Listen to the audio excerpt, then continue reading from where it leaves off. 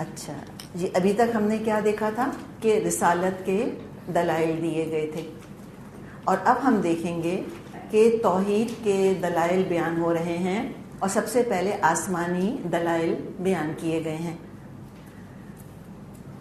فرمایا وَلَقَدْ جَعَلْنَا فِي السَّمَاءِ بُرُوجًا، البتہ تحقیق ہم نے آسمان میں برج بنائے۔ اب یہ برج کیا ہیں؟ یا تو مراد کانسٹیلیشنز ہیں، یا مراد گیلیکسیز ہیں، یا چاند سورج مختلف جو منازل مراحل طے کرتے ہیں ان کو بھی برج کہتے ہیں۔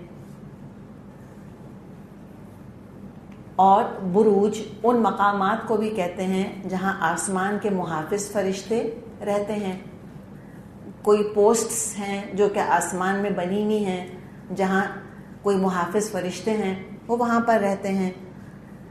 تو واللہ عالم، اللہ ہی بہتر جانتا ہے کہ یہ بروج کیا ہیں، لیکن اتنا پتہ ہے کہ آسمان میں بروج ہیں۔ اور اللہ نے کہا ہے نا وَالسَّمَاءِ ذَاتِ الْبُرُوجِ، قسم کھائی اللہ نے، قسم آسمان کی جو برجوں والا ہے۔ تو اللہ نے وہاں پر بروج بنائے۔ وَزَيَّنَّاهَا لِلنَّاظِرِينَ، ان کو دیکھنے والوں کے لیے مزین کیا۔ کن کو؟ یہ ہاں کی ضمیر کہاں جا رہی ہے؟ بروج کی طرف، جی ہاں، بروج کی طرف۔ یہ اللہ کی شان ہم دیکھیں کہ اللہ تعالیٰ نے ایک ہی چیز کو حفاظت کا ذریعہ بنایا، اللہ نے اسی چیز کو ڈیکوریشن بھی بنا دیا۔ کبھی پستول کو آپ نے دیکھا ہے کہ بہت خوبصورت ہو؟ دیکھیے جو حفاظت کے لیے ہتھیار وغیرہ ہوتے ہیں ان میں خوبصورتی عام طور پہ نہیں ہوتی انلیس کہ وہ ڈیکوریشن ہی کے لیے بنائے گئے ہوں۔ ڈیگرز وغیرہ ہوتے ہیں جو خالی سجانے کے لیے استعمال ہوتے ہیں، لیکن عام طور پہ ہتھیار بڑے خوفناک ہوتے ہیں۔ توپیں ہیں یا ٹینکس ہیں، یہ بڑے خطرناک ہوتے ہیں، دیکھنے میں بڑے خوفناک لگتے ہیں۔ لیکن اللہ کی شان کہ اللہ تعالیٰ نے ہتھیار بھی بنائے تو اس خوبصورتی کے ساتھ ان کو بنایا کہ آسمان کو سجا دیا۔ تو بروج سے یقیناً یہ سمجھ میں آ رہا ہے کہ کوئی یہ ستاروں وغیرہ کی بات کی جا رہی ہے۔ ہم نے کہا نا کہ بروج کا مطلب کیا؟ کانسٹیلیشنز یا گیلیکسیز، وہ چمکتی نظر آتی ہیں ہم کو۔ تو اللہ نے اس کو اس طرح سے بنا دیا، بروج بنا دیا، اور ان کو زینت بھی بنا دیا، اور کیا فرمایا؟ اور حفاظت کا ذریعہ بھی بنا دیا، سیکیورٹی کا ذریعہ بھی بنا دیا۔ وَحَفِظْنَاهَا مِنْ كُلِّ شَيْطَانٍ رَجِيمٍ، اور ہر شیطان مردود سے ان کو محفوظ کر دیا۔ تو تیسرا مطلب ہم نے کیا لیا تھا بروج کا؟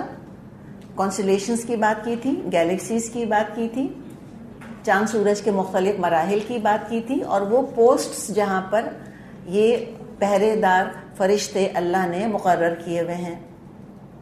اور وہ کس سے حفاظت کر رہے ہیں؟ ہر قسم کے شیطان سے، من کلی شیطان رجیم۔ اور یہ شیطان کہاں ہے؟ جنوں میں سے جو شیطان ہوتے ہیں، جن سے ہم نے آج پناہ بھی مانگی تھی کہ اللہم انی اعوذ بک من الخبث والخبائث، تو یہ دراصل ان خبیث جنوں کی بات کی جا رہی ہے، ان کو شیطان کہا گیا ہے۔ تو دیکھنے والوں کے لیے زینت بنا دیا، اور اللہ تعالیٰ نے حفاظت کا کام بھی انہی سے لے لیا، اور اللہ تعالیٰ نے ان کو آسمانوں کے اندر سجا بھی دیا۔ اللہ کی کمال قدرت کا اور کمال رحمت کا ثبوت ہے کہ آسمان کو دیکھو اور دنگ رہ جاؤ۔ ایک فلاسفر تھا کانٹ، KANT، تو اس نے کہا تھا کہ دو چیزیں ہیں کہ جس نے مجھ کو یقین دلا دیا ہے کہ اللہ ہے، ٹھیک ہے۔ اس نے 2 کتابیں لکھی تھی، کرٹیک آف پیور ریزن۔ اس نے کہا کہ میں ثابت کر سکتا ہوں کہ کوئی خدا نہیں ہے۔ پھر اس نے کتاب لکھی کرٹیک آف پریکٹیکل ریزن، اور اس میں اس نے لکھا کہ 2 چیزیں مجھ کو یقین دلا رہی ہیں کہ اللہ موجود ہے۔ دیکھیں اللہ کا سالڈ کانکریٹ پروف کوئی حاصل کرنے جائے گا نہیں ملے گا، لیکن اس نے کہا for practical, critique of practical reason. اور وہ 2 ثبوت کیا ہیں؟ اس نے کہا تھا کہ the starry heavens above، سروں کے اوپر جو یہ ستارے ہیں وہ، and the moral law within، اور جو اخلاقی حس میرے اندر ہے۔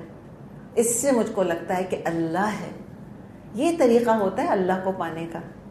ابھی ہم آگے پڑھیں گے، ایک کسی جگہ پہ ہمیں ملے گا کہ فرعون نے کہا تھا حامان سے، سورہ قصص میں آتا ہے کہ ذرا میرے لیے عمارت تو بنا، میں بھی تو چڑھ کر دیکھوں کہ موسیٰ کا خدا کدھر ہے۔ اور ہم کو ہنسی آتی فرعون کی حماقت کے اوپر، کیا بیوقوفی کی باتیں کرتا تھا. لیکن جب یہ اسپیس کی دوڑ ساری شروع ہوئی ہے اور راکٹس وغیرہ بھیجنے شروع کیے ہیں، تو رشیا نے اسپوٹنک بھیجا تھا اپنا راکٹ، اور انہوں نے بھی یہی بات کہی تھی کہ ہم تو اتنا اوپر تک ہو کر آ گئے، ہمیں تو کوئی خدا نظر نہیں آیا وہاں پر. تو یہ اس طرح کی باتیں کرنا، نعوذ باللہ مذاق اڑانا اس طرح کی چیزوں کا، یہ بھی ساری حماقت کی باتیں ہیں. تو یہ ہے دراصل کہ ان چیزوں سے اللہ کے وجود کا خود احساس ہوتا ہے انسان کو. کوئی علمی دلیل نہیں چاہیے ہوتی ہے. سچ کوئی سائنس کا انتظار نہیں کرتا انسان کہ سائنس ہمیں بتائے گی کہ ہاں ہم نے فلاں جگہ اللہ کو پا لیا، ہم کہیں گے ہاں اب ٹھیک ہے ثبوت مل گیا. تو دیکھ کے، چکھ کے، چھو کے، محسوس نہیں کرنا ہم کو، حواسوں کے ذریعے نہیں بلکہ عقل اللہ نے دی ہے، فطرت، اس کے ذریعے اللہ کی توحید کا انسان کو احساس ہوتا ہے. چلیے یہیں تک ہم کرتے ہیں. وآخر دعوانا ان الحمد للہ رب العالمین. سبحانک اللہم و بحمدک، نشہد ان لا الہ الا انت، نستغفرک و نتوب الیک. السلام علیکم ورحمۃ اللہ وبرکاتہ.